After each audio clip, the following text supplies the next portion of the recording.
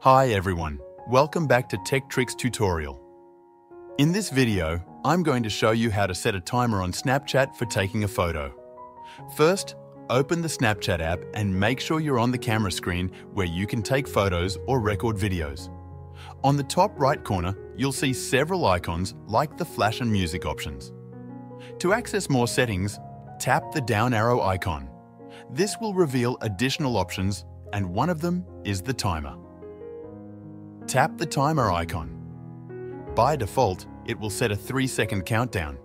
If you want to adjust the length of the timer, tap the icon again and you can choose a different duration. Once you've set the timer to your preferred length, tap Set Timer. Now, point your camera at your subject, press the capture button, and you'll see a countdown, 3, 2, 1, before the photo is taken. Thank you for watching this tutorial. See you in the next video.